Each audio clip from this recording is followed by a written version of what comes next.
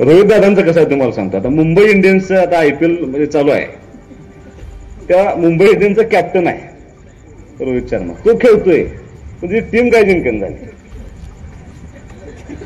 तसं रोहित दादांचं राजकारणात झाले, त्यांचा परफॉर्मन्स आहे, पक्षाला काय त्यांचा परफॉर्मन्स करता येईल झालाय.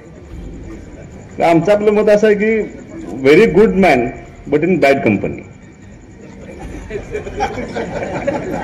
पण दुसरं वैशिष्ट्य असं आहे की त्यांचं एक चांगलं आहे की पक्षात राष्ट्रवादीचे आहेत, पण फडणवीसांचे संबंध चांगले आहेत, अजितदादांचे संबंध चांगले आहेत, नितीन गडकरींचे संबंध चांगले आहेत, एकनाथ शिंदे साहेबांचे संबंध चांगले आहेत. मला असं वाटतंय रोहित दादा, कदाचित तुम्ही जर UPSC दिली असती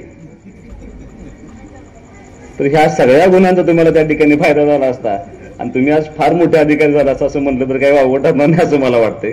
कारण विरोधात असून सुद्धा हे सगळे राजकीय माणसं हाताळायची कशी याची लक बाबांच्या पेक्षा जास्त तुमच्या झाले की असं म्हटलं तर काही वावगं ठरणार नाही.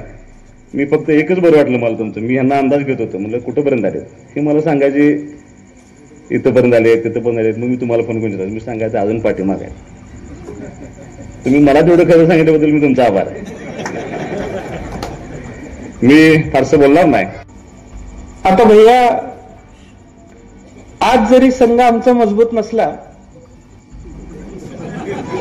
तरी आमचा निम्मा संघ हा स्टेडियमच्या बाहेर बसलाय, निम्मा संघ आत खेळतोय. आता त्यातल्या निम्म्या संघानं काल सबस्टिट्यूट प्लेअर खेळायला घेतलेले आहेत. आता त्यात जर आम्ही मिसळलो तर आमचा संघ किती मजबूत होईल याचा अभ्यास भैया करायला लागेल. त्यामुळं सध्याची परिस्थिती बघता या सगळ्या गोष्टींचा अभ्यास केल्यानंतर 5 वर्षानंतर फायनल आम्हीच मारणार आहे, यात मात्र मी निश्चितपणाने विश्वासाने सांगू इच्छितो.